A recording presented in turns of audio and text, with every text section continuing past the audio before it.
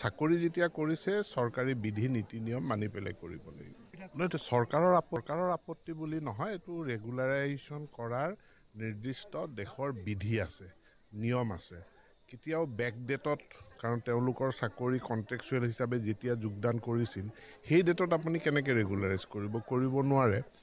আজিৰ ডেটত তেওঁলোকক যেতিয়া ৰেগুলাৰাইজ কৰা হ'ব তাৰ ইফেক্ট যিখিনি বেনিফিট সেইখিনি আজিৰ তাৰিখৰ পৰা কাউণ্ট হ'ব চক বেলেগ ৰাজ্যত ক'ৰবাত ডকাইতি হৈছে কাৰণে আমি ডকাইতি কৰিম নেকি বেলেগ ৰাজ্যত অন্যান্য কিবা অপৰাধমূলক ঘটনা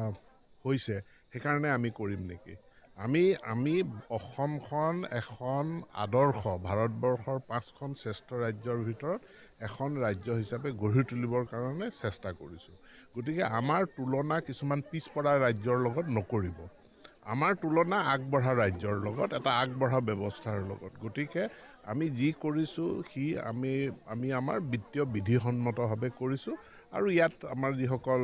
শিক্ষক আছে তেওঁলোকে কথাখিনি বুজি পাইছে তেওঁলোকে সহযোগিতা আগবঢ়াইছে আন্দোলনৰ কথাটো সেইটো তেওঁলোকৰ ইচ্ছা অনিচ্ছাৰ কথা কিন্তু চৰকাৰ চাকৰি যেতিয়া কৰিছে চৰকাৰী বিধি নীতি নিয়ম মানি পেলাই কৰিব লাগিব নহয় এইটো চৰকাৰৰ আপত্তি বুলি নহয় এইটো ৰেগুলাৰাইজেশ্যন কৰাৰ নিৰ্দিষ্ট দেশৰ বিধি আছে নিয়ম আছে কেতিয়াও বেকডেটত কাৰণ তেওঁলোকৰ চাকৰি কন্ট্ৰেকচুৱেল হিচাপে যেতিয়া যোগদান কৰিছিল সেই ডেটত আপুনি কেনেকৈ ৰেগুলাৰাইজ কৰিব নোৱাৰে আজিৰ ডেটত তেওঁলোকক যেতিয়া ৰেগুলাৰাইজ কৰা হ'ব তাৰ ইফেক্ট যিখিনি বেনিফিট সেইখিনি আজিৰ তাৰিখৰ পৰা কাউণ্ট হ'ব চক বেলেগ ৰাজ্যত ক'ৰবাত ডকাইতি হৈছে কাৰণে আমি ডকাইতি কৰিম নেকি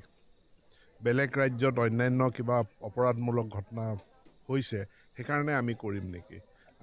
আমি অসমখন এখন আদৰ্শ ভাৰতবৰ্ষৰ 5খন শ্ৰেষ্ঠ ৰাজ্যৰ ভিতৰত এখন ৰাজ্য হিচাপে গঢ়ি তুলিবৰ কাৰণে চেষ্টা কৰিছোঁ গতিকে আমাৰ তুলনা কিছুমান পিছপৰা ৰাজ্যৰ লগত নকৰিব আমাৰ তুলনা আগবঢ়া ৰাজ্যৰ লগত এটা আগবঢ়া ব্যৱস্থাৰ লগত গতিকে আমি যি কৰিছোঁ সি